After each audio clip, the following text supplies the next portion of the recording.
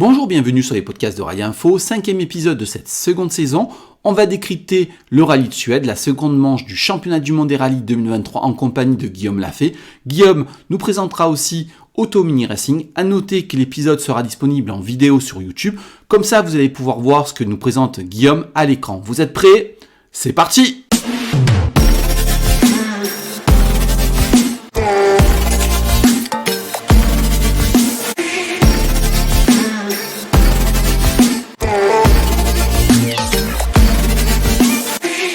Bonjour et bienvenue sur les podcasts de Rallye Info. On se retrouve avec Guillaume Lafay pour débriefer ensemble le rallye de Suède, seconde manche du championnat du monde des rallyes 2023. Et en fin d'émission, on parlera lui avec lui de miniatures. Bonjour Guillaume, comment vas-tu ?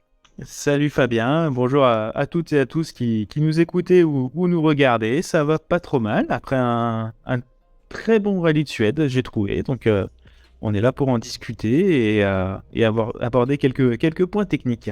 Alors, effectivement, pour toi, ça a été un bon rallye de Suède. Alors, quel est ton avis général sur ce rallye de Suède, sur cette seconde manche du championnat du monde des rallyes ? Dis-nous un petit peu ton ressenti. Alors, je dirais que c'est des sentiments qui sont assez divers et variés. La première chose, c'est que j'ai trouvé qu'on a eu un très très beau rallye en termes de bagarre, en termes de performance et de suspense. Ça fait très plaisir de revoir beaucoup de neige, un vrai rallye hivernal comparé aux éditions précédentes qu'on avait pu avoir beaucoup plus sur de la terre, on va dire. Donc très très content du résultat déjà parce que ça relance complètement la saison, enfin ça la lance complètement, on va dire, parce que je t'avoue qu'après le Monte-Carlo, je pense que comme beaucoup de personnes, j'avais peur que ce soit une saison encore pour les Toyota et notamment pour Kalle Rovanperä. Et on voit que sur ce rallye qui reste encore atypique, donc on va encore mettre des guillemets et prendre des pincettes pour dire ça, mais on peut s'attendre à une très très belle saison 2023 avec un bon nombre d'acteurs différents et des belles bagarres en perspective. Alors, le bon coup, c'est Tanak. Alors, premier rallye au Monte-Carlo, alors il était dans le coup sans trop l'être parce qu'il découvrait la Puma. Il était, il a fait le résultat, il a marqué les points qu'il fallait. Et puis là, il gagne. Ça annonce peut-être le bon coup de la saison 2023. Oui, on peut l'espérer en tout cas. On va pas se cacher non plus que la Puma reste quand même un peu en retrait en termes de performance pure. Ça c'est clair et net par rapport aux deux autres voitures, et comme l'a très bien dit Malcolm Wilson à la fin du rallye, c'est vraiment Tanak qui a gagné le rallye plutôt que M-Sport et la Puma qui lui ont permis de gagner ce rallye, on va dire. C'est vraiment le pilote qui a fait la différence, et on pouvait s'attendre à cet état de forme.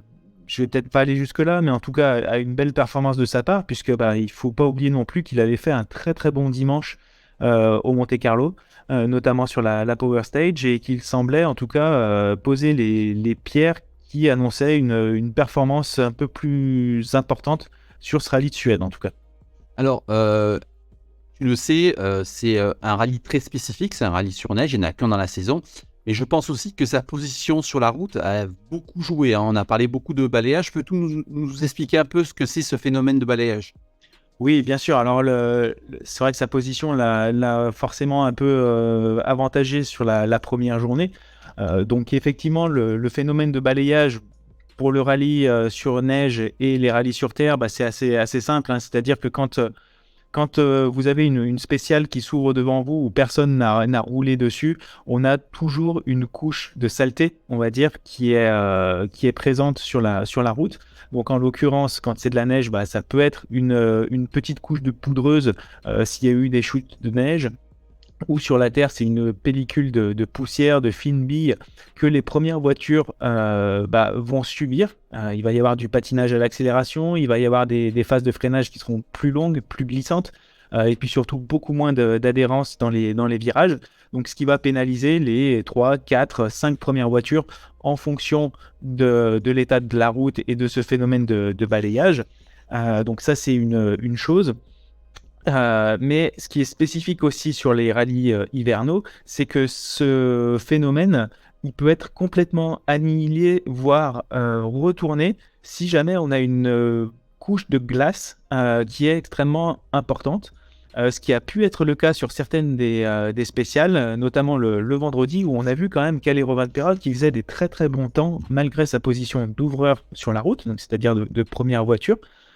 Il a fait quelques scratchs et des très bons temps, parce qu'en fait, étant le premier à rouler sur la route, comme il n'avait pas neigé, justement, on avait vraiment une couche de glace qui était parfaite, où il n'y avait aucune trace, et donc ses clous sur ses pneus étaient les premiers à mordre la glace, et donc avaient une adhérence optimale. Alors que les voitures derrière, elles devaient subir un petit peu quelques traces, et une adhérence du coup qui était un petit peu plus précaire, mais de manière très très faible en tout cas. Alors, avant de revenir sur la rallye et sur les points positifs, négatifs, sur les performances de chacun, je voudrais que tu nous expliques aussi la problématique des clous. Alors, on a parlé de destruction de pneus, on a parlé aussi de problématiques entre la glace et la terre.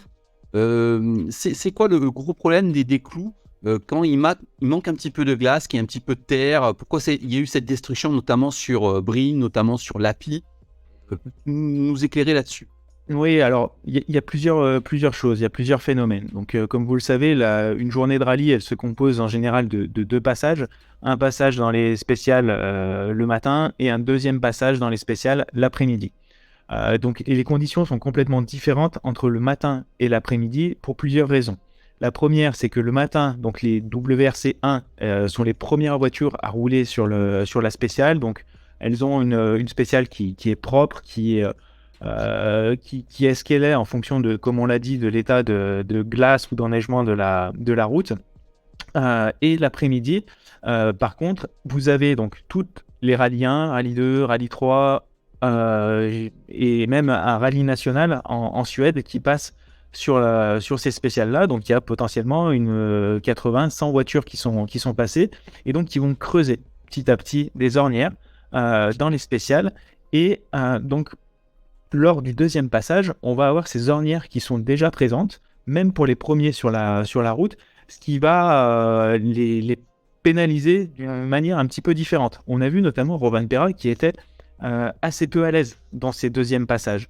Et contrairement à ce qu'on aurait pu imaginer au départ, où on se disait qu'il allait perdre plus de temps dans les premiers passages en balayant, et au final, il perdait beaucoup plus de temps dans le deuxième passage parce que son setup, ses réglages de la voiture, de hauteur de caisse, de différentiel ou ce genre de choses, étaient assez mal adaptés aux ornières qui étaient creusées lors des premiers passages. Et donc ça c'est un des premiers phénomènes. Et le deuxième, effectivement, donc c'est au niveau des pneus et des clous.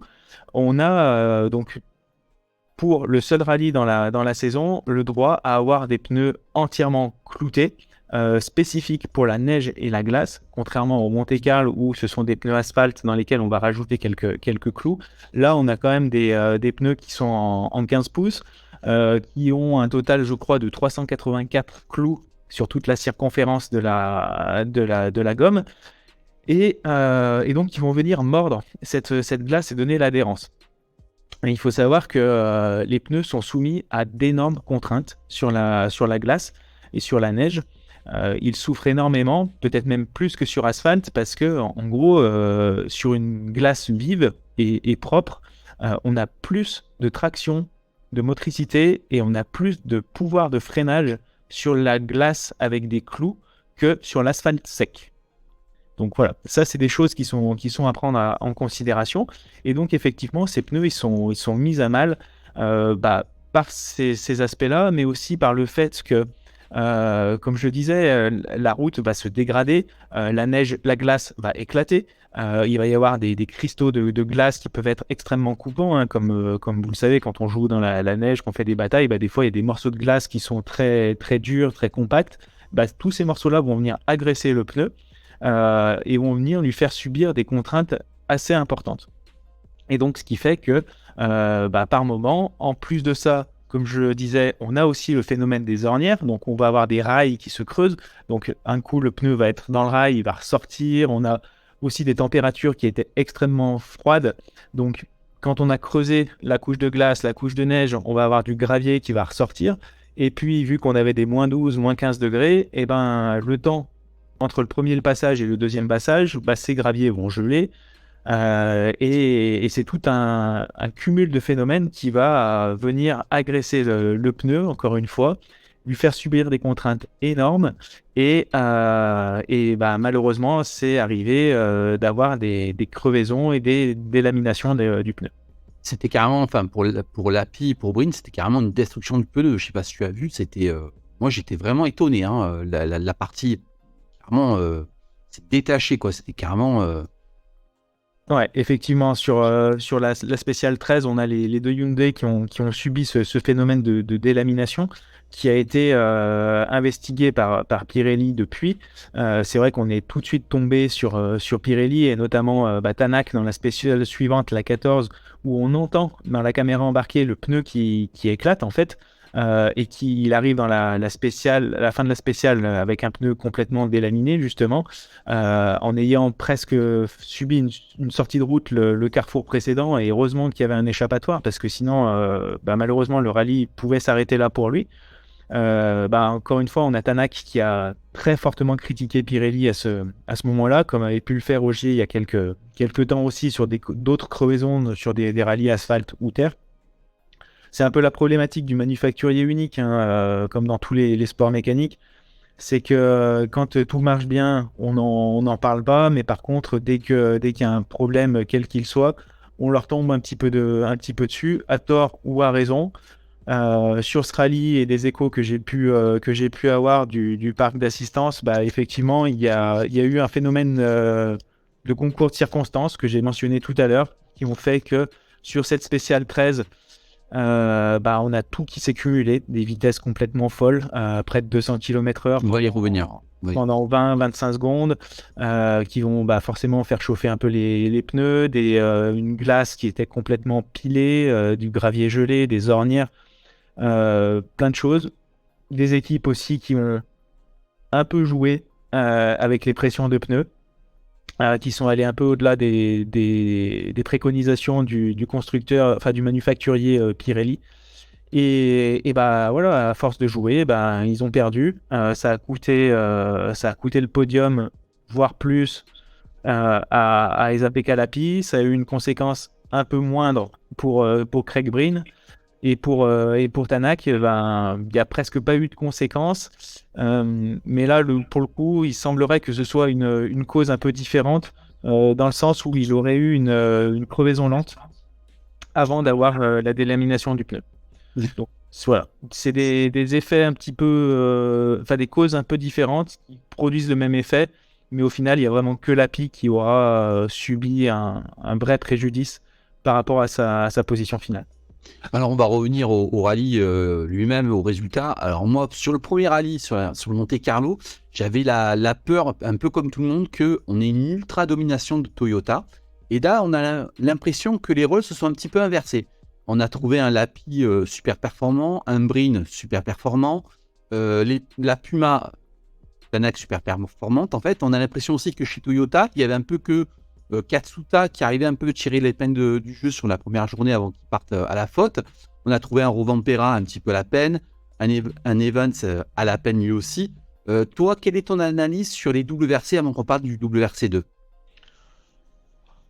Un peu similaire à ce que tu viens de mentionner, à savoir qu'effectivement, on est un peu surpris par Toyota et le manque de rythme qu'ils ont pu avoir sur ces conditions, encore une fois, très très particulières. Hein. Il faut pas, sur les 3 premiers rallyes, que ce soit le Monte-Carlo, la Suède et le Mexique qui sont à venir, il faut vraiment pas tirer de conclusions hâtives parce que ce sont des rallyes qui sont extrêmement particuliers pour des raisons très différentes les uns des autres.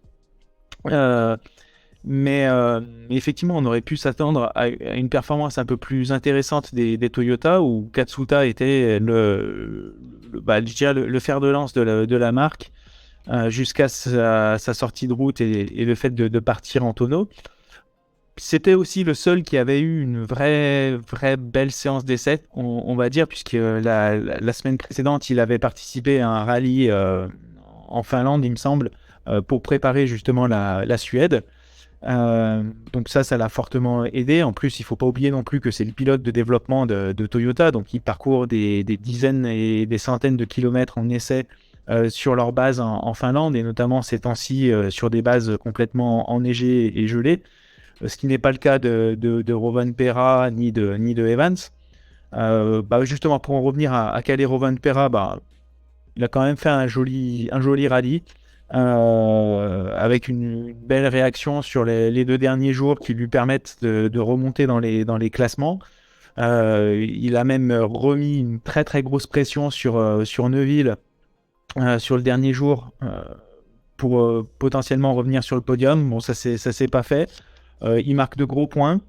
Là où je suis un petit peu déçu et où je comprends pas bien, c'est que sur la Power Stage, il dit clairement qu'il va pas chercher des points pour éviter de balayer justement au Mexique, puisque là encore, ce sera sur terre et le phénomène de balayage est extrêmement pénalisant. Donc là, il dit clairement qu'il va pas chercher des points dans la Power Stage pour éviter d'être en tête du championnat du monde.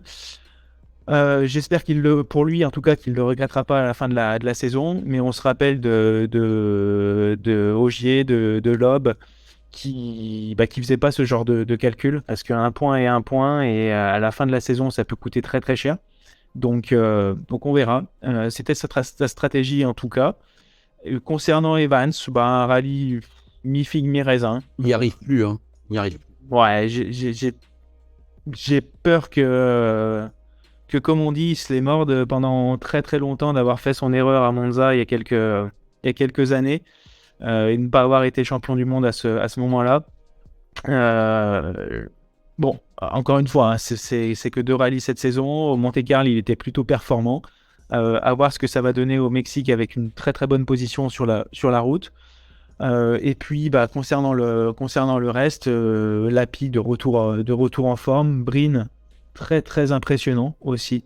On l'avait laissé au Japon sur une performance vraiment décevante, et sur une saison 2022 décevante avec la Ford. Et là, il a retrouvé le sourire, il a retrouvé la banane. Il se régale avec cette Hyundai. À confirmer en tout cas. Mais bon, ça fait plaisir de revoir Craig Breen sur le devant de la scène. C'est étrange parce qu'on a vu chez Hyundai Neuville carte de lance, et puis là on l'a vu pas en retrait, mais j'ai eu l'impression qu'on a plus vu Lappi et Breen. En fait. Ouais, clairement. Déjà, une première chose, c'est que Neuville a été malade. Il y a quelques jours, une dizaine de jours. Du coup, ce qui l'a complètement empêché de faire sa journée de séance d'essai pré-rallye comme tous ses petits copains. Et même sur le shakedown le vendredi, il était encore un peu souffrant.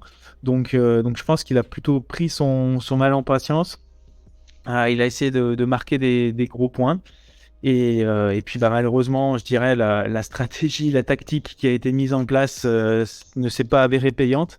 Mais en tout cas, ça montre, et on va peut-être en discuter, mais ça montre que Hyundai en fait vraiment le fer de lance pour cette saison-là, et qu'ils vont tout faire pour que Neuville puisse aller chercher Rovanperä sur le titre de champion du monde.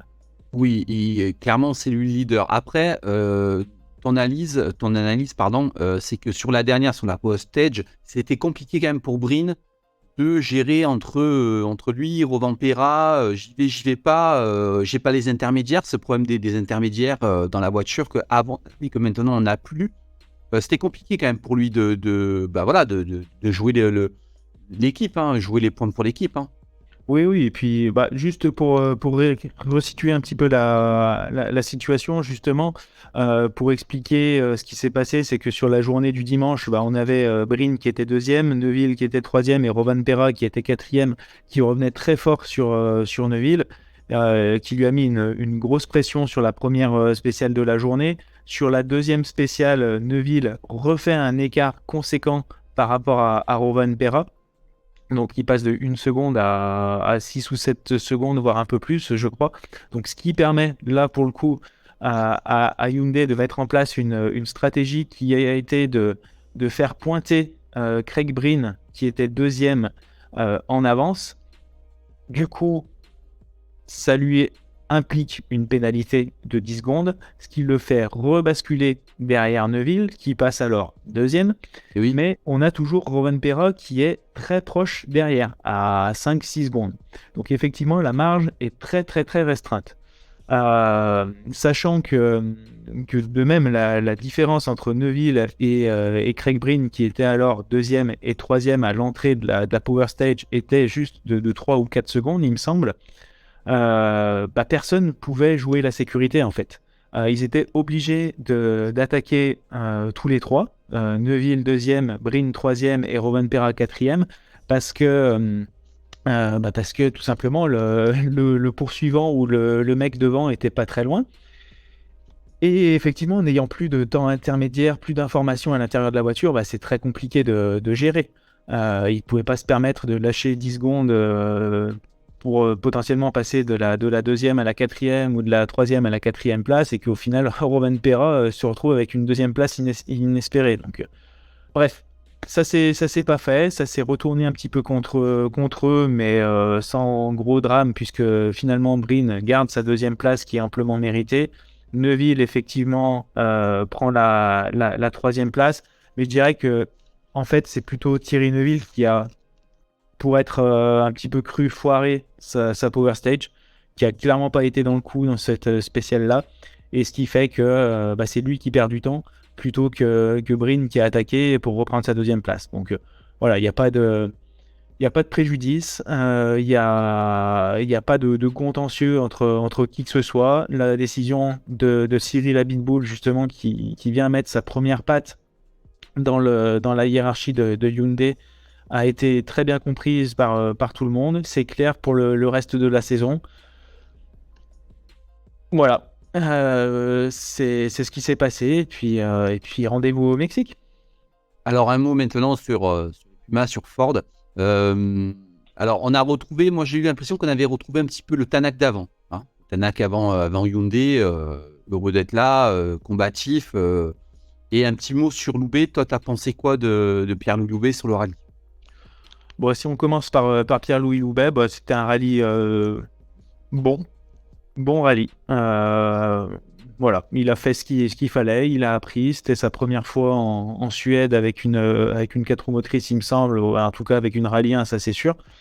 Donc il a appris, il a eu quelques petits soucis, une grosse chaleur à la fin puisqu'il a fini la Power Stage en mode tout électrique, puisqu'il avait un problème sur l'auto qui l'empêchait de redémarrer, donc il a bien failli ne pas terminer, mais au final il prend une belle 6e place. Il pouvait pas trop espérer mieux. L'écart au kilomètre s'est sensiblement réduit au fil du rallye, donc ce qui montre bien qu'il a appris, il a pris confiance.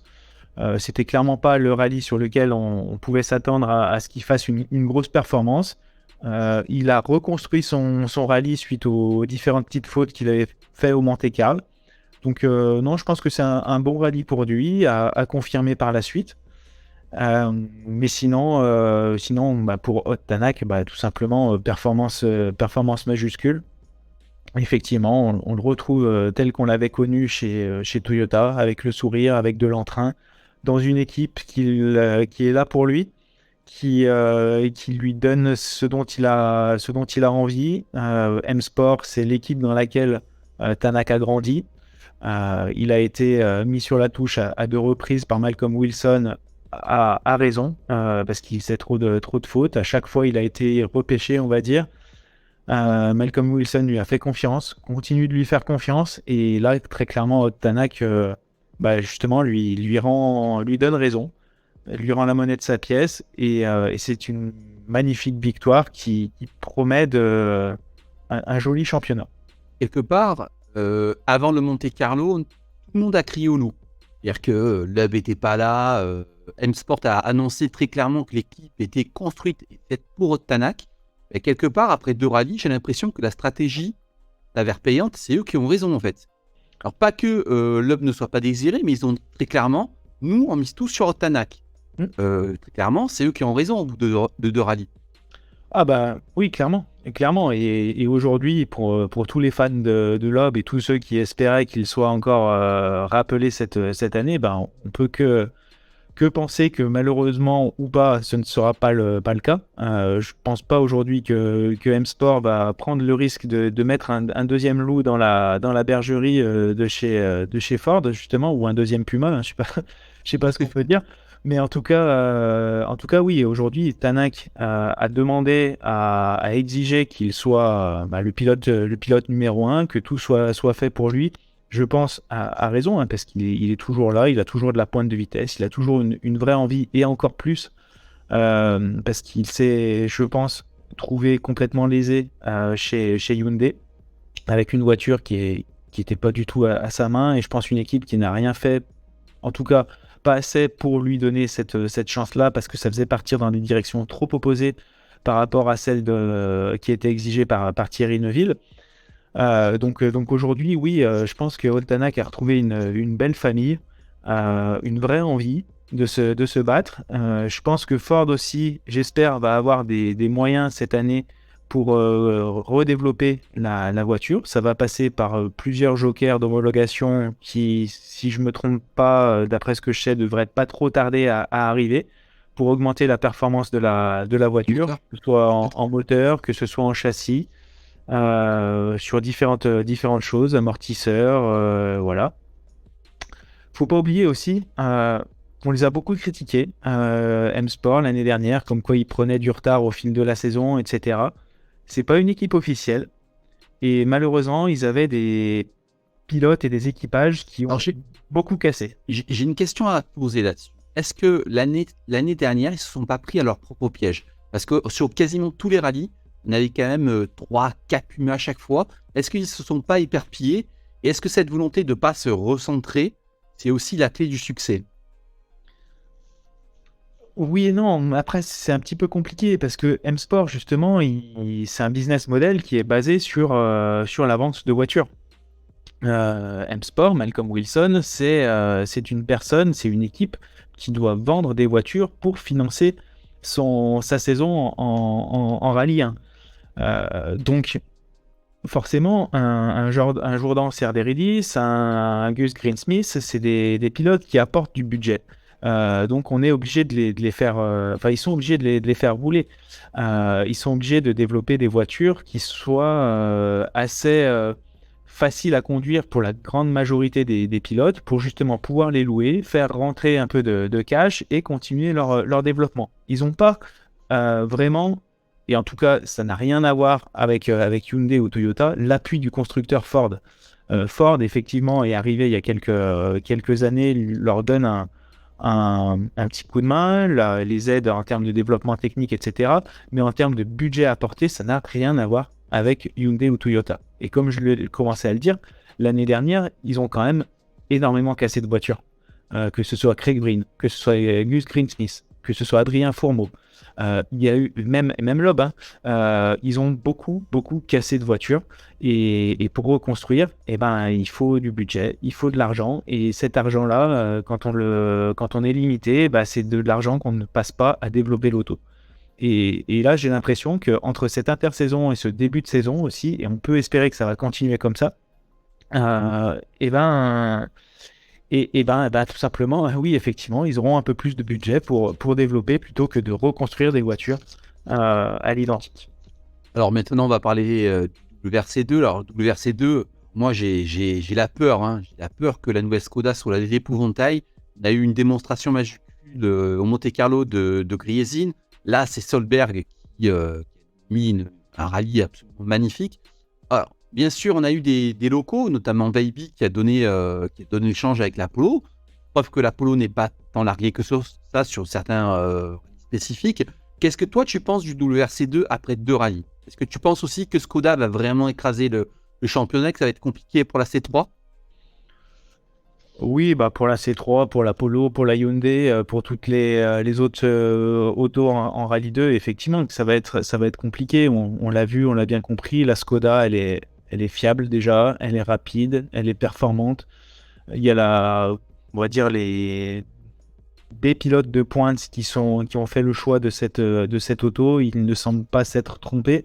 Donc oui, on peut penser que la saison va être très fructueuse pour le constructeur tchèque et sa nouvelle voiture. Après, on va pas tout enterrer non plus, hein. Johan Rossel fait quand même un joli rallye au Monte-Carlo, qu'il gagne sur tapis vert au final.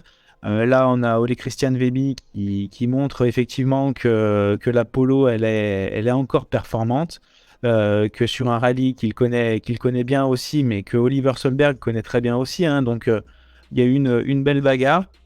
Mais oui, clairement, ça va tourner avec des victoires Skoda de manière très régulière. Oliver Solberg semble euh, très très bien parti en ce début de saison. Il a fait un rallye de Monte-Carlo en termes de performance très très intéressant. Là, il fait un rallye de Suède assez magnifique. À la course des champions qui a eu lieu entre-temps, il a aussi fait des performances assez remarquables par rapport à un bon nombre d'autres pilotes beaucoup plus expérimentés que lui.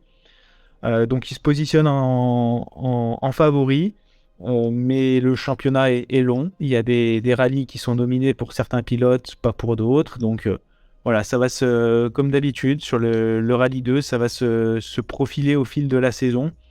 Mais on peut penser que la bagarre sera Solberg, Gryazin, Rossel, Paджari, Lindholm peut-être, qui va se mêler à la bagarre aussi. Voilà. Alors, une dernière question sur le championnat du monde, hein. Là, le Mexique, ça va vite arriver. Pour toi, ça va être quoi le point clé? Parce qu'on sait que c'est un rallye en altitude, on parle de moteur. Pour toi, ça va être quoi la clé pour gagner là-bas? Alors, pour gagner au Mexique, forcément, oui, il y a la performance du moteur, alors qui est un petit peu réduite avec l'utilisation, enfin, l'impact en tout cas est un petit peu réduit par rapport à l'utilisation des turbos. Mais en gros, sur un moteur atmosphérique, on considère qu'on perd 10% de puissance tous les 1000 mètres d'altitude. Donc là, on est entre 2000 et 2500 mètres au Mexique, si je me rappelle bien, sur les spéciales. Donc on peut considérer que ça fait perdre 25% de puissance sur un moteur atmosphérique. Donc comme je disais, l'utilisation du turbo permet de compenser un peu ça. Mais ce sont des conditions qui sont très spécifiques. Ce sont des cartographies moteurs qui sont extrêmement pointues et uniquement adaptées à cet environnement-là. Donc, faut pas oublier non plus que le Mexique, personne n'y est allé depuis 2020. C'était le dernier rallye juste avant le Covid, hein, si tu te rappelles bien. Oui, tout à fait. Quand il a dû se terminer le dimanche, la NBA avait déjà arrêté sa saison et on était passé tout proche de ne pas finir le rallye du Mexique. Les gens ne savaient même pas s'ils allaient pouvoir rentrer.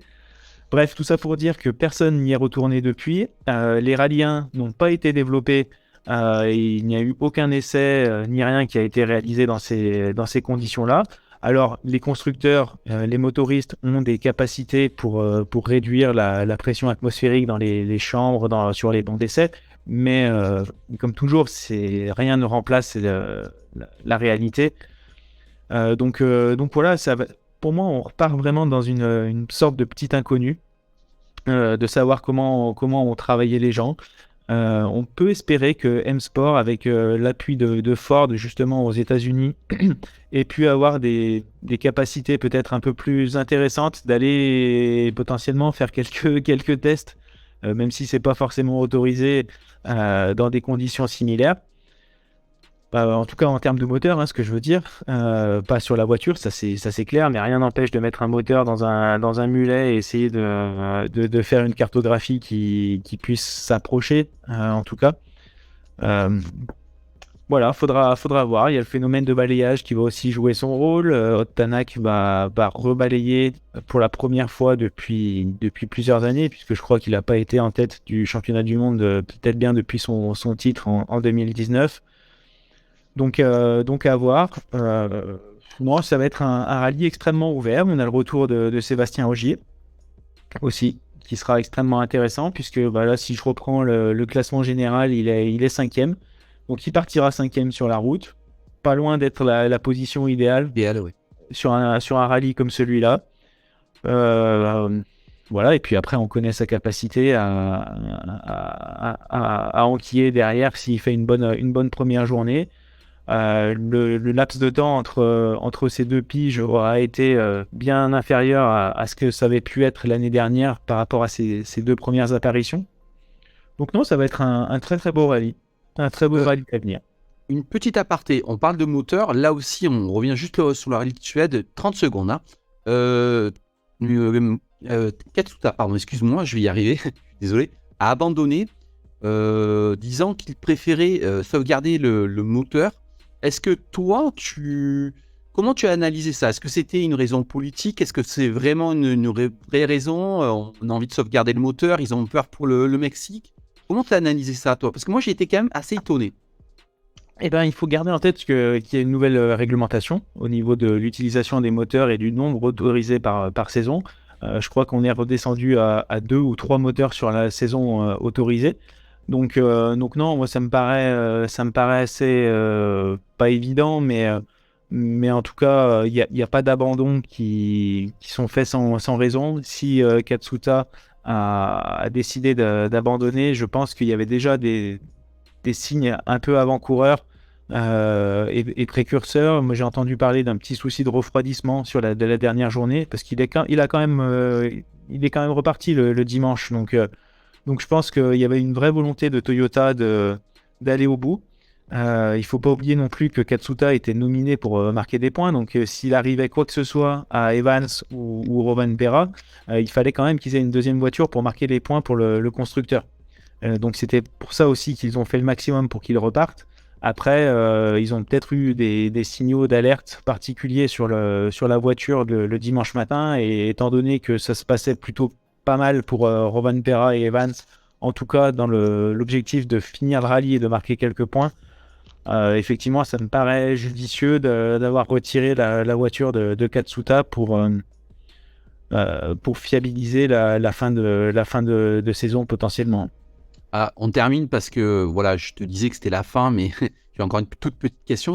Qu'est-ce que toi tu as pensé? Moi, j'étais un petit peu pas frustré, mais j'ai trouvé que ce rallye manquait un petit peu de différence, de variété, avec des longues lignes droites, avec des pleines charges pendant 20-30 secondes. Et chaque fois, je me disais, ouais, cette spéciale, elle est jolie, mais voilà, il y a trop de lignes droites, trop Tu vois ce que je veux dire? Et comment toi, tu as vécu un peu ce rallye au niveau spectateur? Bah, comme je le disais en introduction, j'étais content de revoir un rallye sur neige, de voir vraiment des murs de neige impressionnants, des vitesses de passage impressionnantes. Je me rappelle quand j'étais gamin, j'aimais pas beaucoup le rallye de Suède parce que les voitures étaient pas très jolies, je trouvais, avec des pneus extrêmement étroits, des gardes au sol énormes. Et c'était pas mon rallye préféré, mais en grandissant et en connaissant un petit peu plus la partie technique, la partie pilotage, bah, c'est juste magnifique de les voir à près de 200 km/h entre les arbres, entre les murs de neige, prendre des appuis. Voilà, c'est juste sublime. Donc ça fait plaisir de revoir la neige. Et en fait, la condition pour avoir ce rallye vraiment enneigé, c'était de remonter beaucoup plus au nord que ce qui se faisait précédemment. Donc là, on était à 700 km, je crois, de Karlstadt, qui était la base historique du rallye, où effectivement, il y a toutes les spéciales les plus connues et les plus mythiques du rallye de Suède qui sont autour de cette zone, qui pour le coup, elles, sont beaucoup plus variées, plus de virages, plus de changements de rythme. Mais ça faisait quelques années, on le savait, hein, que justement le rallye de Suède était plutôt un rallye typé terre, avec assez peu de neige, voire pas du tout par moment. Il y a même eu des années où il a été à deux doigts d'être annulé parce qu'il n'y avait pas assez de neige. Donc ils ont fait le choix de monter beaucoup plus au nord. Et malheureusement, bah, les routes se prêtent un petit peu moins à ce type de spectacle. Sont plus typées Finlande, on va dire, avec effectivement des grands bouts droits, des jumps un peu plus importants. Donc c'est un compromis qui a été fait. On ne peut pas tout avoir dans cette région-là. On a eu la neige cette fois. Donc on va espérer que ce soit le cas pour les autres années, qu'ils arrivent à trouver des autres spéciales un peu plus intéressantes en termes de pilotage et de technique. Mais bon, je pense que s'ils ne l'ont pas fait par rapport à l'année dernière, c'est qu'il n'y a pas forcément de possibilité. Alors, merci de ton analyse. C'est vraiment un plaisir à chaque fois de t'entendre et discuter avec toi. Mais je sais que tu as une autre passion. Tu es très spécialisé dans une autre passion qui qui a attrait aussi au rallye. Tu vas nous en parler, mais si tu as quelque chose à dire, tu peux. Vas-y. Oui, j'ai une dernière petite chose. C'est Oui, un peu un coup de cœur, en tout cas, une performance assez intéressante aussi à souligner, c'est celle de Laurent Pellier, Oui, pardon. avec sa copilote qui, en junior WRC, prennent la deuxième place, à seulement 6 dixièmes du vainqueur, Creighton, pour un premier rallye sur neige, pour une première sur une 4 roues motrices depuis près de 3 ans, je crois. C'est une vraie belle performance de Laurent Pellier qu'on connaît en championnat de France avec toutes ses performances en coupe monomarque. Euh, Premier rallye en junior WRC, deuxième place, 6 scratch. Bravo. Belle Ouais, performance. il rebondit bien parce qu'on le sait, il a eu un petit creux dans sa carrière Peugeot. Là, il Ouais. rebondit, puis là, il prend vraiment une envergure. Et puis, j'espère que ça va bien se terminer cette saison. Ouais, Ouais. il y a pas de raison. On va le retrouver en Croatie pour la deuxième manche. Ça devrait. Oui, spécialiste de l'asphalte. Donc, Voilà, il retrouvera un revêtement qui lui convient beaucoup mieux, puisque là, sur la neige, tout simplement, il a découvert la voiture au shakedown. ouais, au check-down, ouais. Donc c'était un petit peu compliqué de faire mieux que cette deuxième place. C'est passé pas très loin de la victoire, mais qui pour moi aurait été peut-être un petit peu volé par rapport à la performance de Creighton, qui à un moment avait presque 40 secondes d'avance. Donc bravo à eux en tout cas, très belle performance. Et puis rendez-vous en Croatie, là pour le coup, pour la suite de la saison. Avec Marine Pellamourg. Exactement. Alors, ta passion, dis-nous tout. Ton autre passion qui a trait aussi au rallye, parce que c'est pas très loin du rallye. Ouais, c'est même tout proche du rallye, hein, et comme on en avait discuté, et puis pour ceux qui me suivaient un petit peu déjà sur les épisodes de l'Afterlap avec Laurent-Frédéric Bollet, que je salue amicalement et qui nous a très gentiment donné son soutien et son appui là, suite au premier épisode qu'on avait pu faire. Effectivement, j'avais l'habitude de présenter un petit peu, comme je l'avais fait dans notre premier entretien, l'exposition permanente Auto Mini Racing, qu'on a déjà commencé à lancer sur la région de Saint-Étienne et pour On laquelle mettra les liens, la vidéo. c'est parfait. Et donc pour laquelle on est en train vraiment de finaliser à la fois les locaux, la disposition, etc. J'aime bien effectivement faire un petit clin d'œil. Ah, mais là, attends, je te coupe, mais parle-nous de ça, parce que moi, quand tu m'as présenté ça, j'ai trouvé que le projet était absolument magnifique. Dis-nous ce que c'est. Parle-nous de ça. Écoute, ce qu'on pourra peut-être faire, c'est s'il y a des retours positifs, faire un petit épisode dédié à tout ça. Je ne vais pas être trop long, mais effectivement, c'est une exposition permanente d'environ 6 à 7 000 miniatures qu'on est en train de monter sur la région de Saint-Étienne.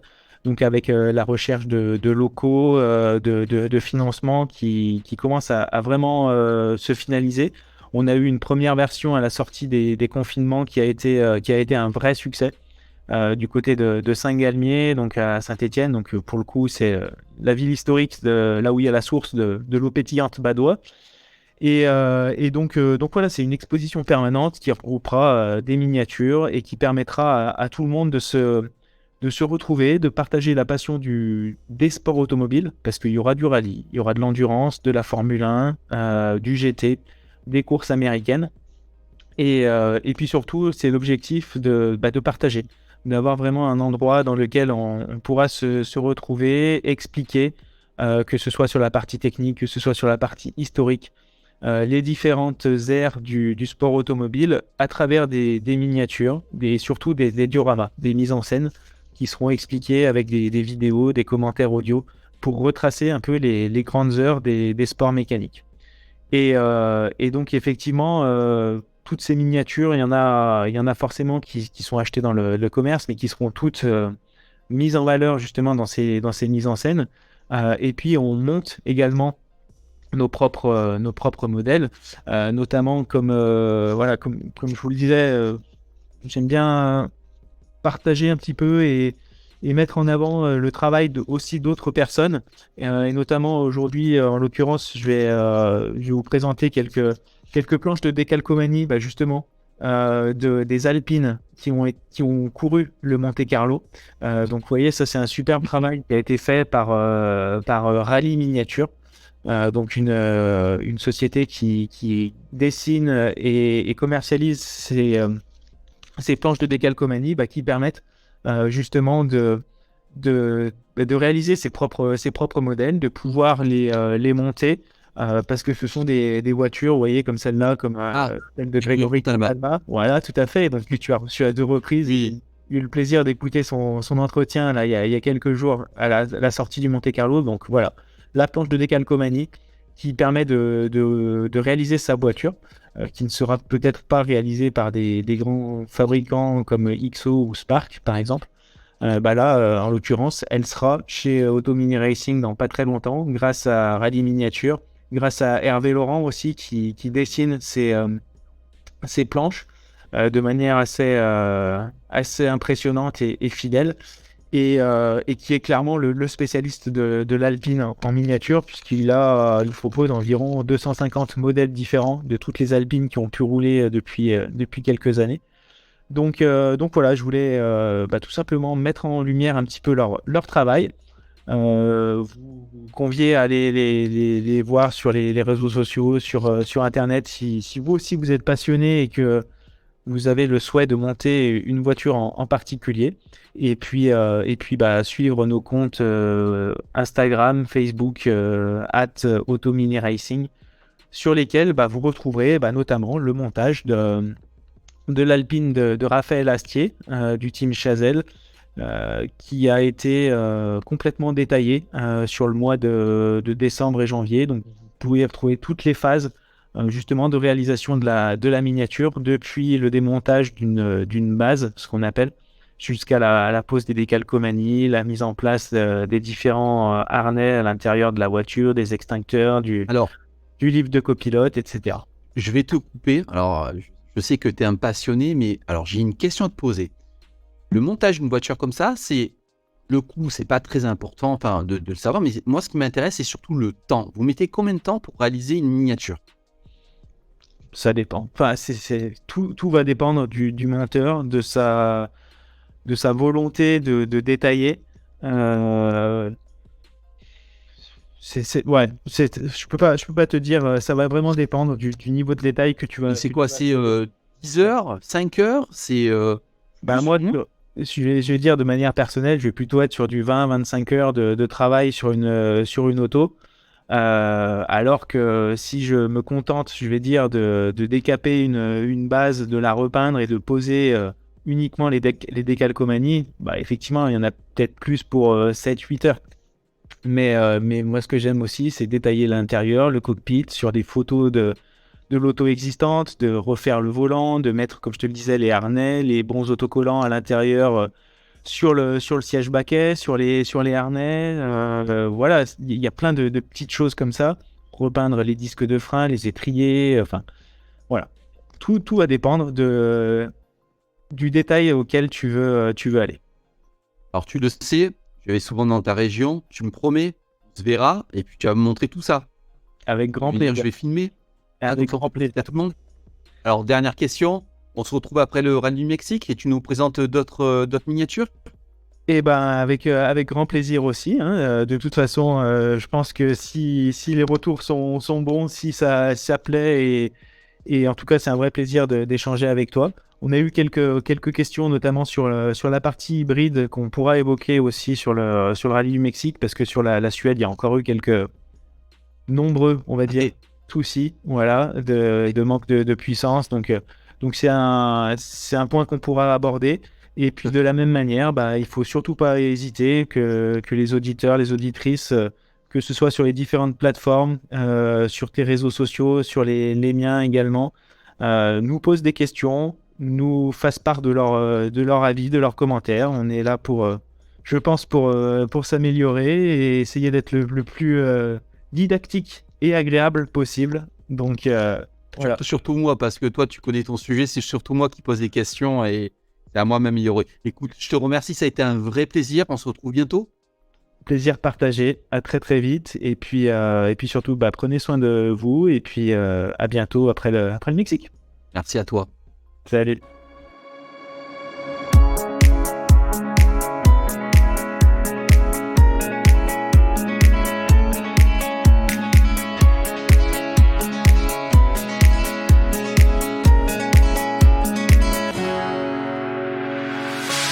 The sun blazed so brightly up in the summer sky. I shouted at the mountains, watch me shine and fly. But then cracked the thunder, and the heavens cried. Our world torn asunder. Her heart said goodbye.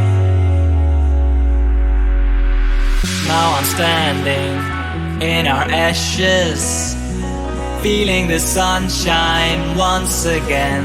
I move to the horizon, feeling the sunshine once again. Feeling the sunshine once again. Feeling the sunshine once again.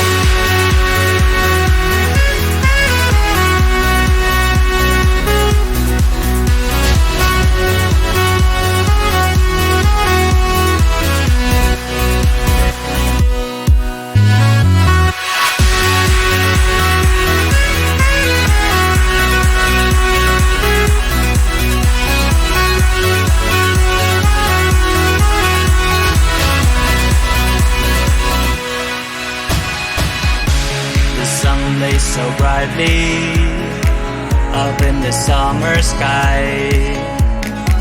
I shouted at the mountains, watch me shine and fly. But then cracked the thunder, and the heavens cried. Our world torn asunder. Her heart said goodbye. Now I'm standing in our ashes, feeling the sunshine once again. I move to the horizon, feeling the sunshine once again. Feeling the sunshine once again. Feeling the sunshine